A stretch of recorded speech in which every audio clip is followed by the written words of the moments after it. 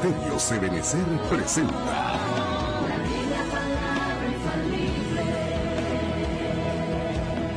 con el apóstol doctor Sergio Enríquez, un mensaje a la luz de la palabra de Dios que edificará su vida. Es una alegría continuar platicando con ustedes. Esta forma como Dios nos ha permitido de seguir conversando de la palabra de Dios es admirable, realmente. Estoy muy agradecido con Dios por eso. Este periodo en el cual ya llevamos varias semanas transmitiendo la palabra de esta forma, nos hemos quedado asombrados de todas las cosas que Dios está haciendo y que ni siquiera nos damos cuenta si no hay una retroalimentación. Ya cuando la gente empieza a decir, sí, a mí me pasó tal cosa, a mí me pasó tal milagro, yo acepté a Cristo, se bautizaron mi familia. No tenemos más que seguirle dando gracias a Dios por permitirnos poner un granito de arena y ser participantes de este último avivamiento. Como usted recordará, cuando todo esto empezó y en la primera faceta del retiro de verano, en la primera temporada, por decirlo así, ¿verdad? Estuvimos hablando del miedo y que no podíamos ser manejados ni manipulados por el miedo porque el Señor ya lo había derrotado cuando tomó carne. Dice que derrotó por medio de la muerte al que tenía el imperio de la muerte y le quitó el arma era el miedo, porque con el miedo él tenía sojuzgada la humanidad. Luego empezamos a hablar de la iglesia de Filadelfia y le pusimos varios nombres y no nos hemos salido del libro de Apocalipsis, y de estas 7 iglesias son apasionantes. Entonces yo quiero continuar hablando un poquitito de esto. Hemos hablado de las 7 iglesias, el mensaje a las 7 iglesias.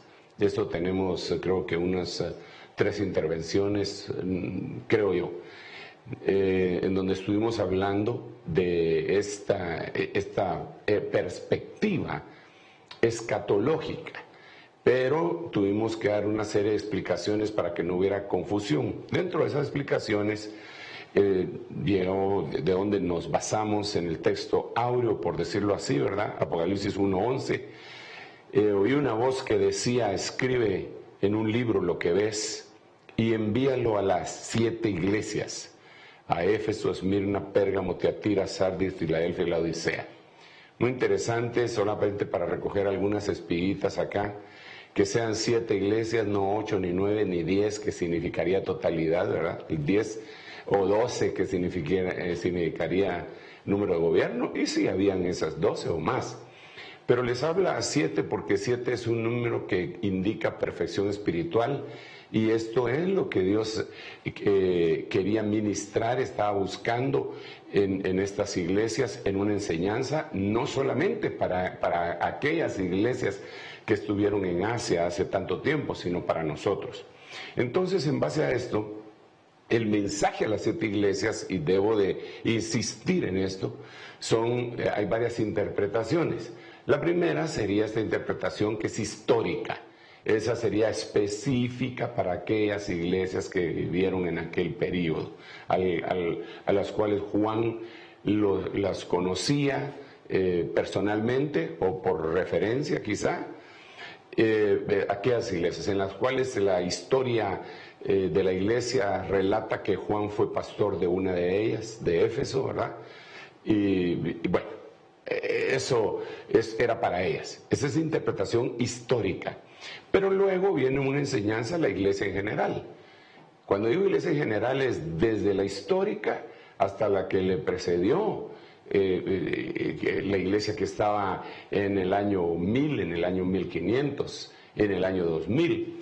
Aunque aquellas iglesias del año 1000 y 1500 no tenían acceso a las escrituras con la misma facilidad con la que nosotros la tenemos. En primer lugar, porque los idiomas a los que se habían traducido estaban en latín, algunos textos estaban en lo original, en el griego, en el arameo, en el hebreo, algunas fracciones. Entonces solo los eruditos podían leer, los que habían aprendido esos idiomas, ¿verdad? El pueblo no sabía nada, solo sabía, si les decían que así decía, tenían que decirlo. Pero luego, en 1517, con el movimiento de la Reforma, ya la Biblia se pone en los idiomas vernáculos, en los idiomas de cada país, inglés, alemán, español, y hasta la fecha la Sociedad Bíblica ahora ha logrado traducir aún a lenguas de tribus que no son muy numerosas, pero se les ha hecho ese gran bien, ¿verdad? Porque no hay nada mejor que darle la palabra escrita. Así que Dios los bendiga a todos los que se han esforzado. Pero a lo que me refiero es entonces que la enseñanza general, desde que se fundó la iglesia hasta el último momento de la iglesia sobre la tierra. Esa es la segunda interpretación. La otra es la enseñanza individual. Esa puede ser que Dios se la aplique a una persona o a una congregación en un determinado tiempo, ¿verdad? Y se le hace rema. Y la otra con la que empezamos a explicar es la interpretación de la línea de tiempo. No me quiero detener mucho en eso, pero sí quiero recordarle que esta significa que Éfeso fue la iglesia del año 33 en adelante, y luego vendría Esmirna, que sería la subsiguiente en el periodo de tiempo, y luego Pérgamo, y luego Tiatira, y así sucesivamente, Sardis y todos los demás, ¿verdad? Hasta llegar al año 2000 en la línea del tiempo, en donde quedarían únicamente dos iglesias, Filadelfia y la Odisea. 4 formas de interpretación del mensaje a las 7 iglesias, para que no nos confundamos, ¿verdad? Entonces, en esta oportunidad yo empecé a hablar de la enseñanza a la iglesia en general, y a nosotros que nos han alcanzado el final de los tiempos, ¿verdad? De eso hablamos, porque hay mucho que hablar de ello y aprender, y que el Espíritu Santo nos ayude, ¿verdad? Pero hablé específicamente de la iglesia, su batalla y su galardón, con el propósito que al llegar a vencer en la batalla obtenga un galardón, y si vence en las 7, entonces se convierta en más que vencedor, porque venció en 7 perspectivas de la batalla. Entonces, de esto, solo para poner un recordatorio, si lo podemos poner en toda la pantalla, quiero recordarle, hablamos iglesia, ahí está en verde, Éfeso, Esmirna y Pérgamo. Estas son las que hemos ido abordando desde esta perspectiva, que es nueva. La batalla que le tocó a Éfeso fue recuperación del primer amor. Su galardón, árbol de la vida. Esmirna, la batalla contra la que tuvo que pelear fue tribulación, pobreza y blasfemias. El galardón, no daño de la muerte segunda. En donde nos quedamos un poquitito fue en Pérgamo, que la batalla es contra el trono de Satanás, es decir, la ubicación de Satanás. Ahorita vamos a conversar un poquito más. Doctrinas diversas, que también vamos a conversar un poco. Y su premio, maná eterno y un nombre nuevo. Entonces, solamente quisiera añadir algunas otras cosas. Cuando hablamos de Filadelfia, hace rato dijimos que Filadelfia significaba amor fraternal, y la Odisea también extrajimos una enseñanza de su nombre, que venía de laos, pueblo, y dique, juzgamiento, costumbres o gobierno, y de ahí extrajimos una enseñanza. Estas iglesias también tienen su significado en el nombre, y de ahí se puede obtener enseñanza. Quizá más adelante la vamos a poder extraer bastante, pero por el momento solo quisiera mencionar los significados para obtener un poco, una espiga, recoger una espiga. Éfeso, según los estudiosos, significa deseable. Esmirna significa mirra.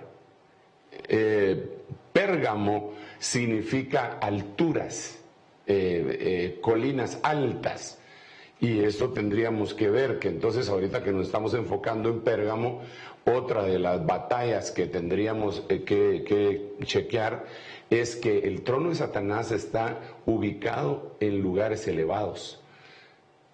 A ver, y eso significa soberbia, orgullo, altivez, ¿verdad? Pero si usted se recuerda, cuando el enemigo dice las 5 cosas que dijo en su corazón, dijo, subiré a lo alto. Por eso es que para poner el trono de Satanás, él escogió un lugar que significaba alturas. Entonces subiré a lo alto, me sentaré en el norte junto, y empieza a decir 5 cosas, se veré semejante al Altísimo. Qué impresionante, ¿eh? Qué soberbia, qué arrogancia, ¿eh? Entonces, pero esto tiene un significado, porque la iglesia de Pérgamo le toca pelear contra la situación esta del trono de Satanás, y el trono de Satanás entonces se sitúa en lugares elevados. Espiritualmente hablando, quiere decir que cuando nosotros no vencemos el orgullo, la soberbia, la arrogancia, de la cual todos, hermanos, tenemos, aunque sea 25 centavos, si no lo logramos vencer, lo que va a suceder al final de cuentas es que Satanás va a ser más difícil de destronar. Tengo un amigo que dice, no hay un buen diablo, sino hay una buena carne. Entonces, yo aquí diría que una de las batallas que nosotros tenemos que librar es contra la altivez. Bienaventurado aquel que logra comprender lo que el Señor Jesucristo dijo y lo logra hacer cuando dijo, aprended de mí, que soy manso y humilde de corazón, y hallaréis reposo para vuestras almas. Entonces, parecería ilógico, porque somos cristianos, pero uno de los grandes problemas, mire, el cristiano puede dejar de adulterar, puede dejar de fumar, puede dejar de fornicar, puede dejar de ser violento, pero lo que más cuesta es dejar de ser arrogante, orgulloso, y eso se mira de muchas formas. Si nosotros tuviéramos un orgullómetro para ponernos a cada uno de los cristianos, ahí miraríamos qué clase de orgullo tenemos y podemos ir de orgullo en orgullo. Algunos se enorgullecen por el apellido que tienen. Algunos se enorgullecen por el origen de sus familiares, sus ancestros, ¿verdad? Pueden decir, no, es que yo sí soy pura raza. A mí si me agarran de aquí atrás del pescuezo y me dijeron, no chío. Ah, vaya, ese es su orgullo. Otros dirán, no. Yo no puedo decir eso, mi familia no era nada, lustré zapatos, pero ahora soy un profesional con un doctorado, me costó mucho. Ah, vaya, ese es su orgullo, ¿verdad? Algunos otros, el orgullo puede ser su familia, sus hijos. Pues mire, lo que yo no logré, usted lo lograron mis hijos porque tengo unos hijos súper excelentes. Bueno, ese es su orgullo. Por eso le digo, otros se enorgullecen por la casa donde viven, por el carro que manejan, por la ropa que visten, por tantas cosas, por la voz que tienen para cantar. Si somos predicadores, tal vez por la memoria, que no se les olvida ningún versículo y lo hacen en público. Entonces, esa es una cosa que nos ataca a toda la humanidad. A mí mismo, que si alguno me está juzgando y dice, ay, usted no es orgulloso. Sí, yo peleo todos los días contra el orgullo, porque yo no quiero que en mi estancia se vaya a poner el trono de Satanás, sino que yo preferiría que todo monte se baje en mí para preparar un camino para el Señor. Todo monte se baje y todo lo complejado se suba y sea un camino allanado para la venida del Señor. Este no es un mensaje acusatorio ni por molestar a nadie, sino que este es un mensaje que redarguya y para molestar a todos, porque ya le dije, aquí a todos nos pasa. Entonces es interesante el significado del nombre Pérgamo, porque ahí fue donde fue a poner su trono Satanás. Un mensaje entonces para la iglesia bendita de Jehová. Humillémonos. Pero mire, en este periodo de tiempo se ha hecho famoso muchos versículos. Algunos ya los conocíamos, pero uno de ellos: si mi pueblo sobre el cual es invocado mi nombre se humilla, se arrepiente de sus malos caminos, entonces y se convirtiere, entonces yo voy a sanar su tierra. Eso se pone y se pone y se pone, pero ¿será que lo estamos llevando a la práctica? Si mi pueblo se humilla, si mi pueblo se humilla. ¿Cómo podemos nosotros comprobar si estamos llegando a ese nivel de humildad? Pues varias formas. Una de las cosas sería aceptar la reprensión, aceptar que nos hemos equivocado, reconocer cuando hemos pecado. Pero hermanos, si a veces peleamos en la casa y ninguno de los dos da su brazo a torcer, me refiero al matrimonio, ninguno de los dos da su brazo a torcer. Y siempre es uno el que es, pero tremendo, ese puede pasar años sin hablarle al otro. Y ese es el que gana la batalla. No me diga que se enorgullece por eso, por favor. Porque lo que usted es entonces es un altivo, soberbio, arrogante. Y entonces el problema es que Satanás entonces va a tener un espacio elevado para poner su trono.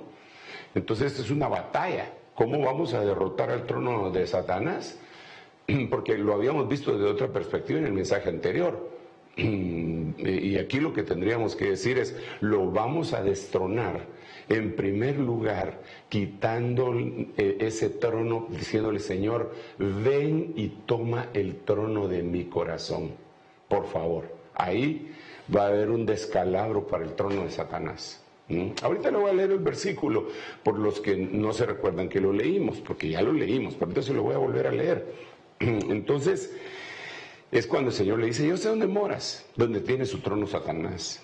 Vives en los lugares elevados, en donde todo el mundo se cree la última Coca-Cola del desierto.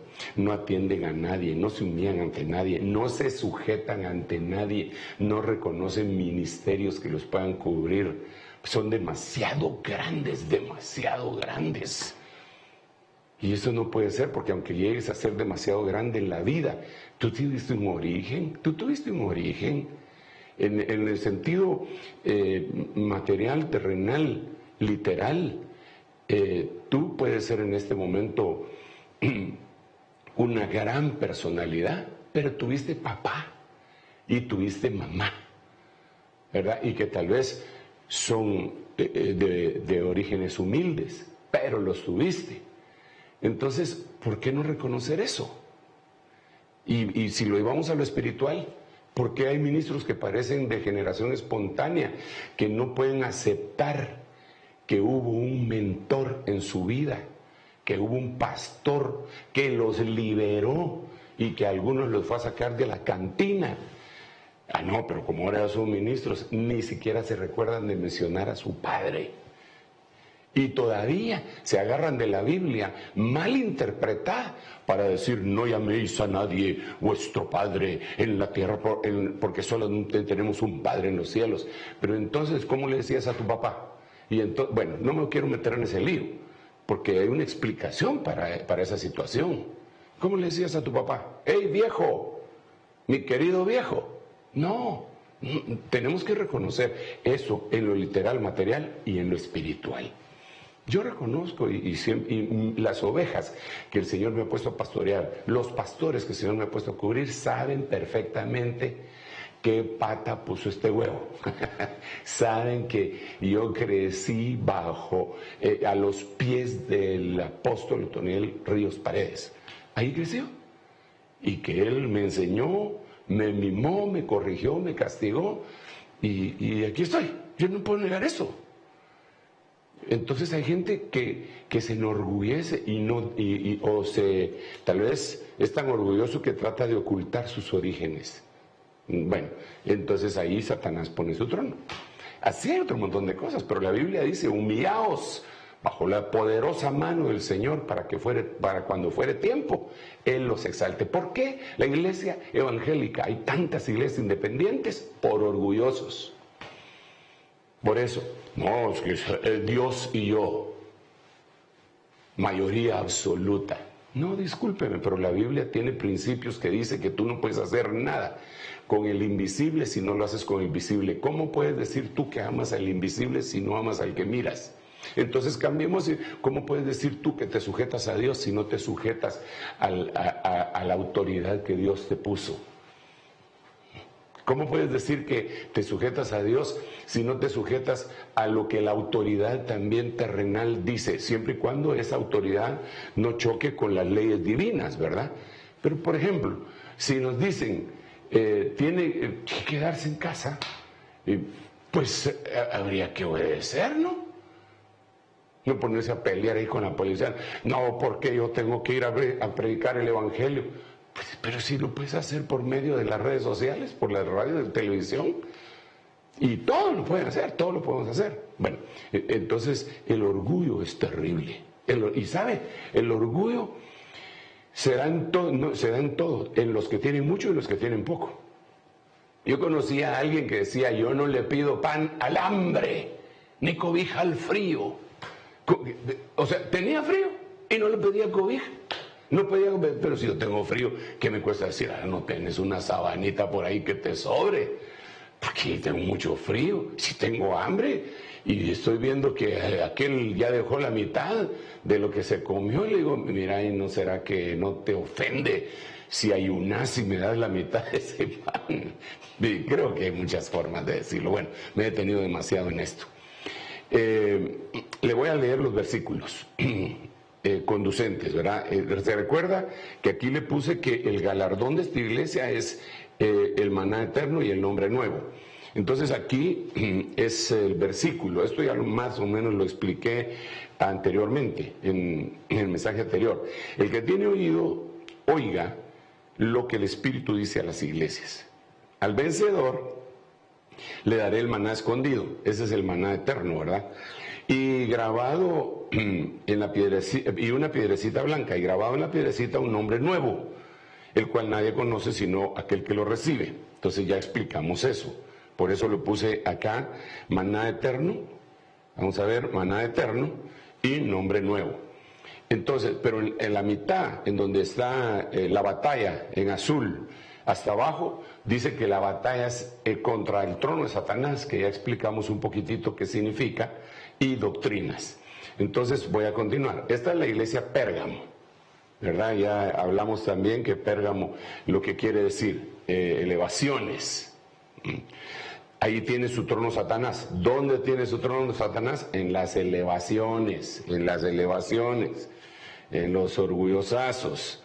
Entonces, por eso peleemos contra el orgullo y digámosle, Señor, yo no quiero, yo de veras, Señor, no quiero que me humilles. No me gusta que me humillen porque soy tan creído que no me gusta que me humillen. En cambio, otros son tan humildes que su mayor orgullo es ser humildes. Pero bueno, ok, no me gusta que me humilles, pero sí quiero ser humilde, Señor. Por favor, por tu Espíritu Santo, háblame, Señor. Derrótame, sedúceme, convénceme, por favor, a llegar a reconocer mi necesidad de ti y la necesidad también que tengo de mis hermanos. Pues es una de las razones por las que Dios no le da la verdad absoluta a un solo ser humano, para que nos necesitemos entre todos. Esa es una de las razones. Bueno, pero no quiero continuar con eso del altivez, soberbia, orgullo, arrogancia, porque es cardíaco. Ahora miremos, yo le puse que la batalla también era contra doctrinas. Y en el versículo 14 del capítulo 2 le dice, tú tienes ahí algunos que sostienen la doctrina de Balaam, e inmediatamente después le dice en el verso 15, y también tienes a los que sostienen la doctrina de los nicolaitas.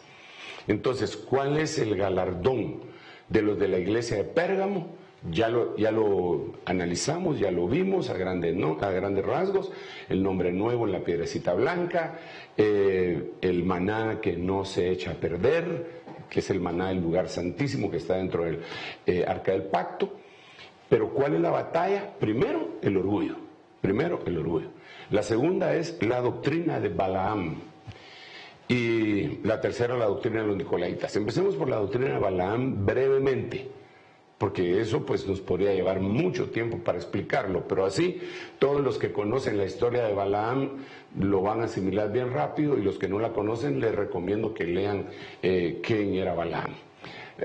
Balaam empezó siendo un profeta. La Biblia dice que era un profeta, pero con el paso del tiempo terminó siendo un adivino. La Biblia dice que era un adivino. Es más, en algunos títulos del Nuevo Testamento, cuando se refieren a Balaam, dice la locura del profeta. O sea, era reconocido como un profeta de Dios. Pero cuando pasó el tiempo, se convirtió en un adivino, de profeta a adivino. Así se podría llamar el testimonio de Balaam.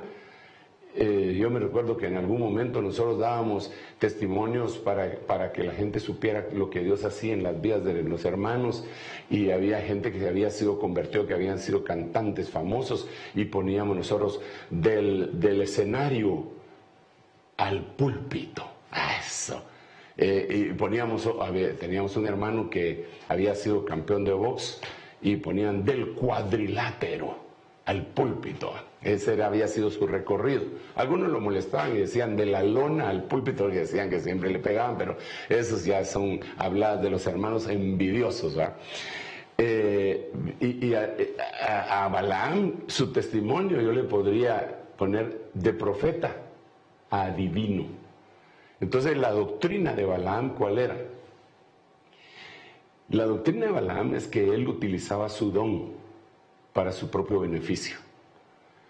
Y entonces él obtenía beneficio por el don que Dios le había dado. Fíjese que no era algo fingido. Cuando usted analiza a Balaam, él jamás dijo una cosa que no se... Él era un profeta. Lo que decía se cumplía.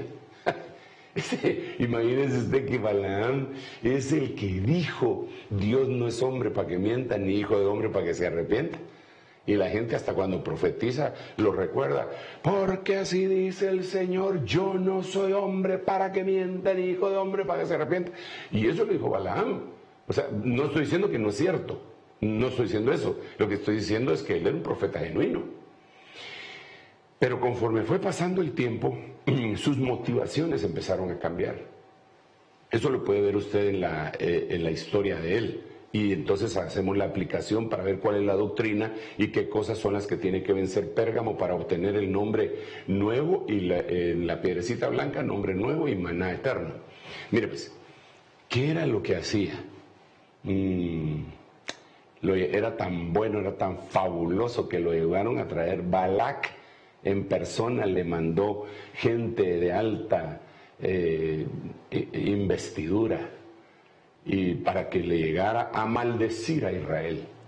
Entonces Balaam se negó. Hasta ahí va bien, ¿verdad? ¿Pero por qué se negó? Porque le preguntó a Dios. Le dijo: Señor, ¿tú quieres que yo vaya? No, no vayas. Ah, vaya, Señor, está bien, papito lindo. No voy.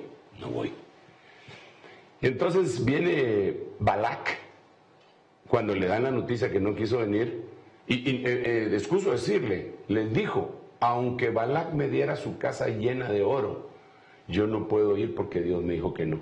Ah, pero mire qué profeta. Eso usted lo puede leer, no me lo estoy inventando. Entonces viene y le manda gente más importante todavía. Y entonces le vuelve a... pero él ya había recibido una orden. Mire, pues ahorita vamos a llegar a un punto que es muy importante.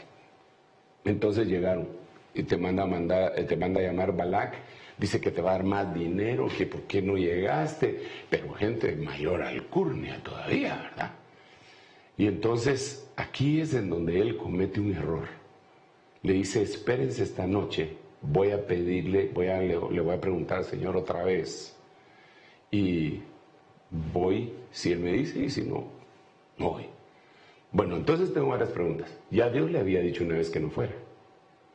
¿Para qué le va a preguntar otra vez? Si él ya sabe la respuesta.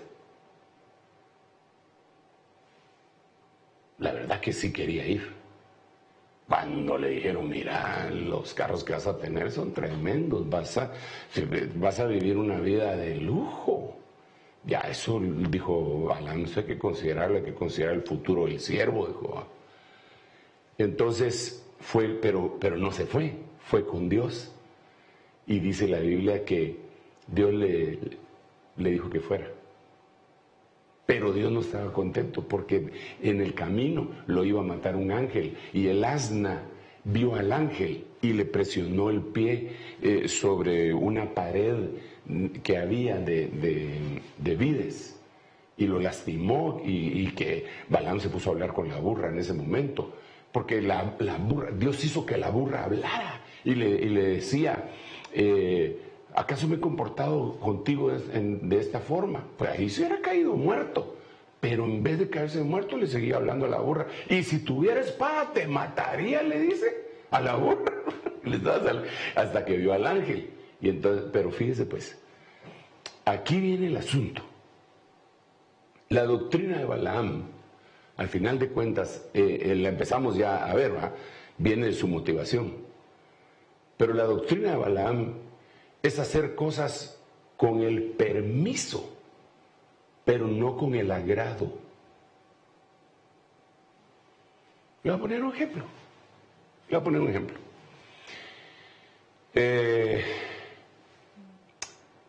Papi, le dirían sus hijos, ¿será que podemos salir? Es que fíjate que los hijos de la hermana fulanita de tal vienen y se van a juntar en la casa de la hermana fulanita de tal, y entonces yo hace ratos que no los miro, aquí estaba encerrado todos estos días, ¿me das permiso, papá?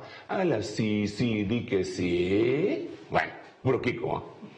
Entonces el papá le dice, no vas, no miras que estamos en cuarentena, no miras que no sabes si ellos han tenido contacto con gente, no vas. Y el patobo sigue molestando. Y se añade la mamá. Déjalos ir, hombre, solo es un rato. Además, dicen que esa cosa solo le pega a los viejos como vos, pero a ellos no se les va a pegar, hombre. Déjalos ir, no sea legalista. De los pobres patojos aquí, ¿quién los aguanta? Aquí han estado metidos todos estos días. O sea, que les pegue el aire un rato, hombre, que no sé qué. Entonces viene el papá y ante tanta petición, ¿verdad usted? Dice, bueno, que vayan. Dio permiso, pero no con su agrado. Entonces hay gente que hace cosas con el permiso de Dios, pero no con su agrado. La doctrina de Balaam muchas veces es mejor pedir perdón que pedir permiso. La doctrina de Balaam es que sobresalga la motivación, lo que yo anhelo en mi corazón, más que agradar a Dios. Esa es la doctrina de Balaam. Y eso es lo que la iglesia de Pérgamo está llamada a vencer. Tiene que decir, no, yo lo que quiero es agradar a Dios. Mi anhelo es agradar a Dios. Mi anhelo es oír alguna vez lo que el Señor oyó, este es mi siervo amado en el cual mi alma se deleita. Eso quiero ver. Yo quiero oír aquellas palabras que digan, mi buen siervo y fiel, en lo poco me fuiste fiel, sobre mucho te pondré, entra en el gozo de tu Señor. Yo quiero conocer la voluntad de Dios, la que es buena, agradable y perfecta. Note usted que para llegar de lo bueno a lo perfecto hay que pasar por lo agradable. Entonces, cuando uno agrada a Dios, recibe cosas impresionantes. Ya lo dijo Josué, si Dios se agrada de nosotros, nos dará esa tierra de gigantes y de cosas que todos estos le tienen miedo, si se agrada de nosotros. Para esto se le debe de añadir también la fe, porque la Biblia dice que sin fe es imposible agradar a Dios. Entonces son varios factores que conforman eso, pero el punto central es agradar a Dios. Tienes un ministerio, ¿estás agradando a Dios verdaderamente? ¿Estás en el orden de Dios? El mismo apóstol Pablo dice, si yo buscara agradar a los hombres, dejaría de ser siervo de Cristo. Entonces, para agradar a Dios, incluso uno tendría que ver si lo que uno está haciendo está en el orden que Dios ha establecido. Porque si no está en el orden que Dios ha establecido, hermano, aunque uno diga que lo está agradando porque leyó un versículo de la Biblia, puede ser que esté fuera. Porque Balaam iba a cumplir una orden de Dios. Y si usted se recuerda, cuando lo llevaron, maldícenos aquí a Israel. Y yo decía, ¿cómo lo va a maldecir lo que Dios no ha maldecido? Y empieza a echarse unas profecías impresionantes, ¿verdad? Lo veo, pero no ahora, no es cercano. Ciertamente va a salir un cetro y empieza a hablar de una profecía, va a aplastar las sienes de Moab, hablando de Israel. A tal punto que Balac le dijo, vaya, yo te amé para que, si no los vas a maldecir, pues por lo menos no los bendigas. Entonces Balaam no quiso agradar a Dios, y como no quería agradar a Dios, pero tampoco quería dejar él no quería decir en la profecía, en lo ministerial, él no quería dejar de decir lo que Dios le daba, pero por otro lado tenía otra motivación. Entonces le dijo a Balac, mira, la única forma que vos podés hacer que este pueblo caiga es la siguiente, y le dio la clave. Mira, Dios abomina que Israel se meta con rameras o con gente de otras tribus. Mándale prostitutas madianitas y vas a ver. Y sí, dice el otro, dice, y los israelitas se mezclaron y Dios, sin necesidad de la maldición de Balaam, los castigó de una manera muy fuerte. Entonces Balaam tenía una mala motivación. Hermanos, yo creo que en la vida, todo lo que nosotros hagamos, debemos de preguntarnos cuál es nuestra motivación. ¿Por qué predicamos el Evangelio? ¿Por qué hacemos lo que hacemos? ¿Por qué compramos lo que compramos? ¿Por qué dejamos de hablar lo que dejamos de hablar? Todo lo que siempre debemos de ver en nuestra propia vida. ¿Qué es lo que hay de motivación? Recordando que engañoso es el corazón del hombre más que todas las cosas, y que nosotros mismos podríamos estarnos engañando a nosotros mismos. Entonces esta iglesia de Pérgamo es bien complicada y va para todos nosotros. Bueno, salgámonos ya de Balaam, porque como le digo, solo de hablar de Balaam podríamos hablar un montón más de cosas bien impresionantes. Lo mataron a espada. ¿Qué significa eso, que lo mataron a espada, al adivino? Quiere decir que a los falsos profetas o a los adivinos se les tiene que enfrentar con la espada de la palabra, ¿verdad? Con la espada de la palabra. Si dicen algo fuera de la palabra, no son confiables, no son de Dios, no lo son. Usted mira un montón de falsos profetas en el Antiguo Testamento, y en el Nuevo también. El Señor dijo que iban a venir muchos, pero en el Antiguo Testamento usted mira profetas que sanaban, por ejemplo, Jeremías capítulo 6 y capítulo 8. Dice que había unos profetas que sanaban con superficialidad la herida del pueblo de Dios, diciéndoles paz, paz a vosotros, cuando yo no he dicho eso. Hay mucha gente ahorita que le quiere predicar y ministrar a la gente diciéndole paz, hermano, aquí no va a pasar nada, esto va a ser, lo mejor está por venir. Le diré, sí, lo mejor está por venir, porque vamos a ir delante del Señor. Pero lo que viene sobre la tierra y ya está viniendo es un juicio. Esto es un juicio. No nos hagamos ciegos, hombre. Todo lo que está viendo, que se activó otra vez Chernóbil contaminando los aires de Europa, que se activó el anillo de fuego haciendo que estén erupcionando muchos volcanes, que se quemó Australia, que la pandemia esta, que hay brotes de otras enfermedades, que esta les ha quitado el protagonismo porque se volvió famosa, que la economía está por los suelos, que hay un enfrentamiento y acusaciones entre las potencias. Y me va a decir que cuando salgamos de esto vamos a salir a un nuevo mundo como el que le tocó vivir a Noé. No, hermano, no. Yo creo que sí va a haber un nuevo orden espiritual, y el que lo logre asimilar sí va a salir a novedad de vida. Y entonces los tiempos que vienen son buenos. Pero solo así por pasar el tiempo, no, hombre, no. Tienen cosas que nosotros tenemos que aprender. Bueno, pero sigamos acá. Ahora, y precisamente esto tiene mucho que ver con el siguiente punto, esto que acabo de decir. Dentro de la doctrina que tuvo que enfrentar entonces Pérgamo para obtener el galardón que ya dijimos, Padre Santo se topó con la doctrina de los nicolaitas. Mucho se ha hablado de la doctrina de los nicolaitas y la gente, algunos han buscado y rebuscado, dijeron que los nicolaitas fueron fundados por uno de los que se le llamaban uno de los 7 diáconos, que yo no creo que han sido diáconos, sino que eran otro tipo de ministros, pero eso es otra cuestión, y que este Nicolás empezó a predicar y todo, y tuvo su doctrina, la doctrina de los nicolaitas. Se dicen tantas cosas. Se tratan de poner las bases históricas y todo. Yo lo que creo al ver el significado del nombre de los nicolaitas y ver el contexto de lo que a nosotros nos ha tocado vivir en este tiempo tan maravilloso, hermano, pero también tan peligroso, es que esta palabra nicolaita, bueno, viene de Nicolás, y Nicolás viene de una palabra griega que se dice Nikeo. Esa palabra Nikeo significa victorioso, vencedor. Él es victorioso. Para decir más que victorioso sería upernicaos, ¿verdad? Los más que vencedores.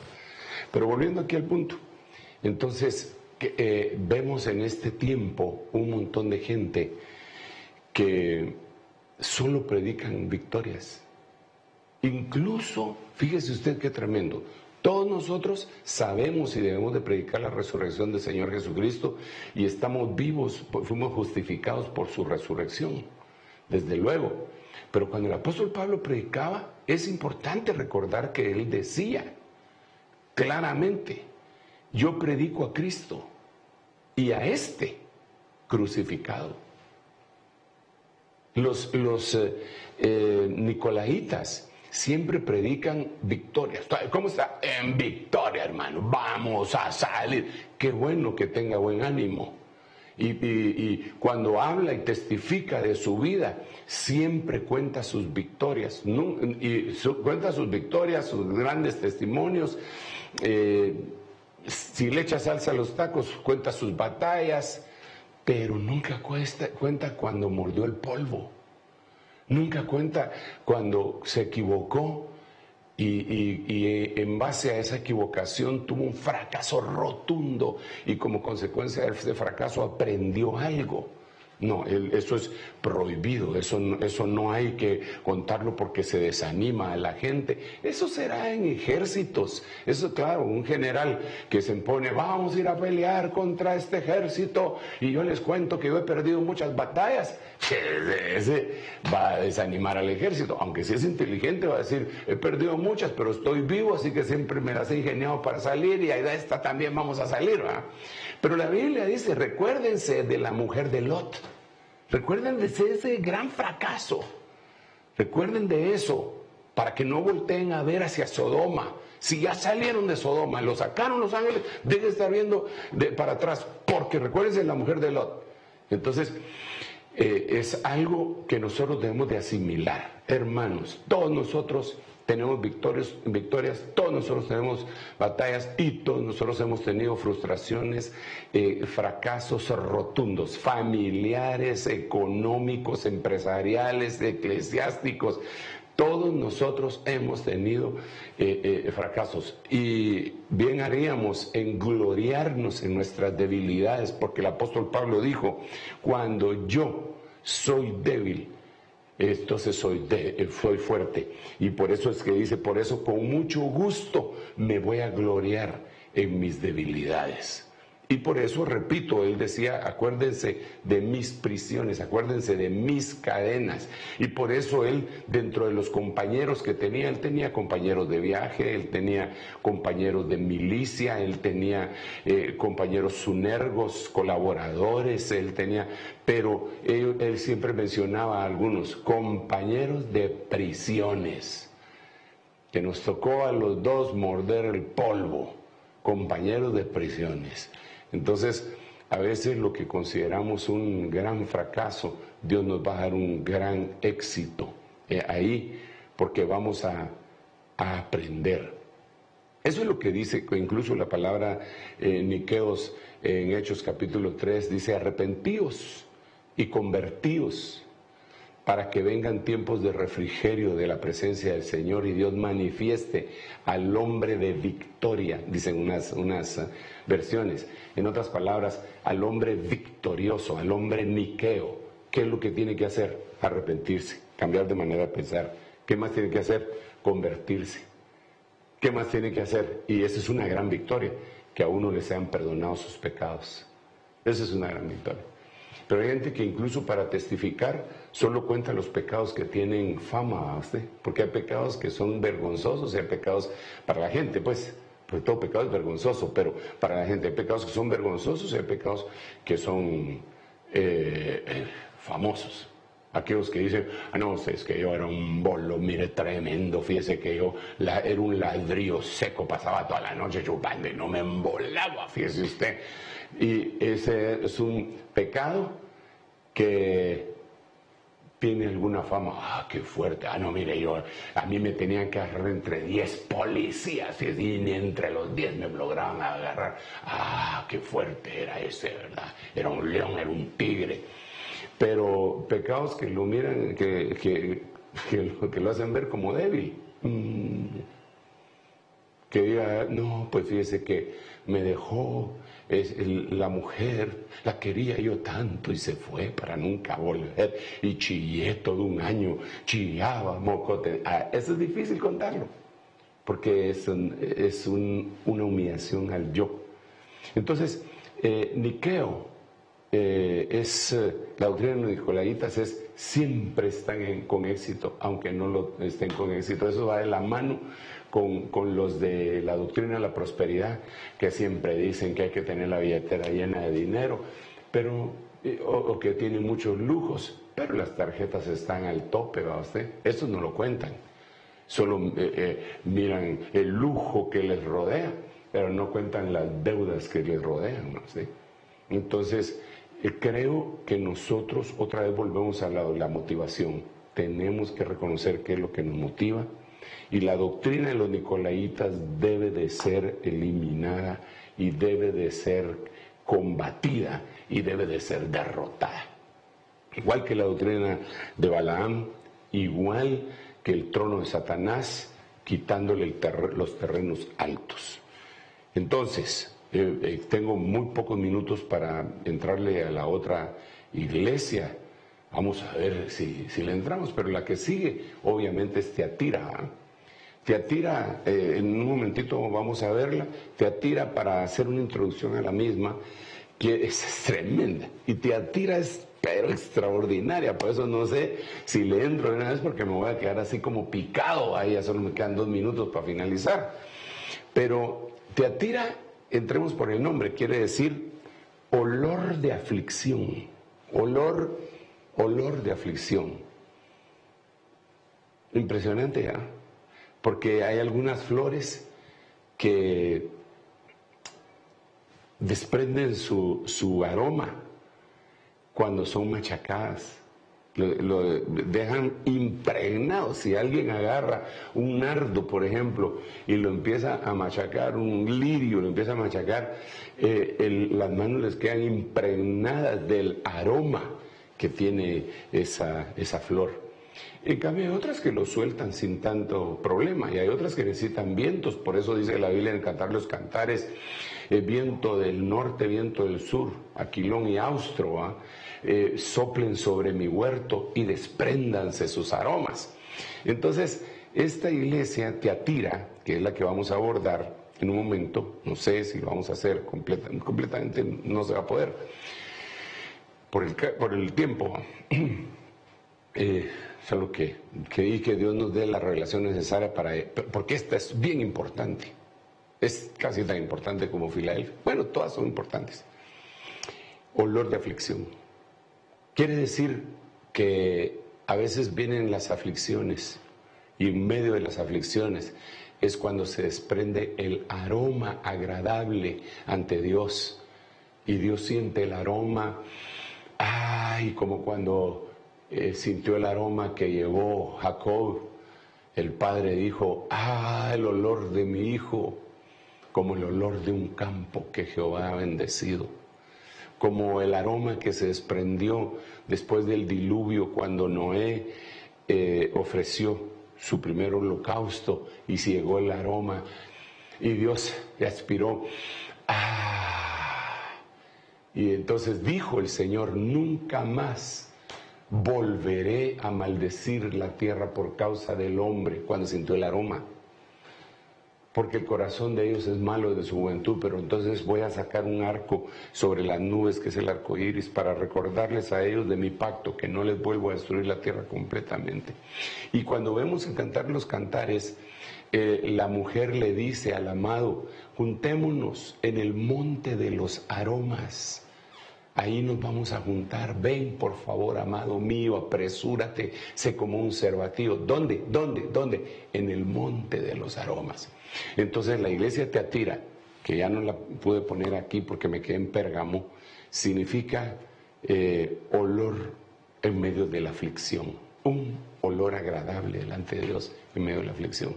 Vamos a platicar de esta en nuestro próximo segmento, que el Señor nos dé la oportunidad para predicar. Que Dios me lo bendiga y déjeme hacer una oración para todos aquellos que quieran aceptar a Cristo, para todos aquellos que quieran volver a la casa del Padre, reconciliando, hijos que se han ido, quieren regresar, y para todos los hermanos que pues son fieles ante el Señor y quieren más y más y más y más. Padre, en el nombre de Jesús te pido que tú, Señor, toques la puerta del corazón de aquellas personas que incluso la han cerrado en algunas oportunidades, y ellos hoy oigan, abran, y tú puedas entrar para vivificarles su espíritu, hacerlos nacer de nuevo, Señor, y que sus nombres sean inscritos en el libro de la vida del Cordero, que fue inmolado desde antes de la fundación del mundo.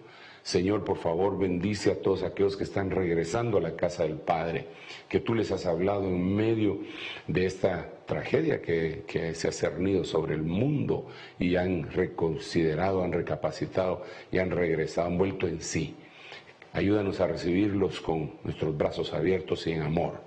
Y el resto del pueblo, Señor, bendíceles, prospérales, dales la salud necesaria y también la provisión necesaria para que ellos vean que tú eres un Dios milagroso, Señor. Gracias, Padre, en el nombre de Jesús. Gracias, Hijo. Gracias, Espíritu Santo. Amén, amén y amén. Dios le bendiga, y no se le olvide que tenemos nuestro retiro, sexta temporada, la otra semana, empezando el día miércoles, jueves y viernes, otra vez, con un sinnúmero de pastores que nos han traído tanta bendición, y por las noches contestando preguntas junto con un panel en donde vamos a tener varios ministros primarios, ¿verdad? No solo apóstoles, sino que también profetas, pastores, evangelistas y maestros, según la gracia de Dios nos vaya concediendo. Que Dios me lo bendiga y nos vemos pronto.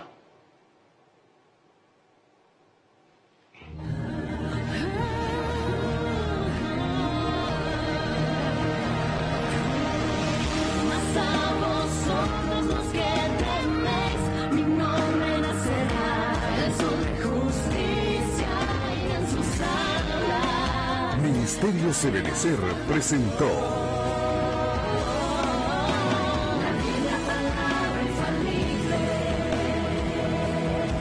con el doctor Sergio Enríquez. Esperamos que este mensaje haya sido de bendición para su vida. Visítenos en www.ebenecer.org.gt.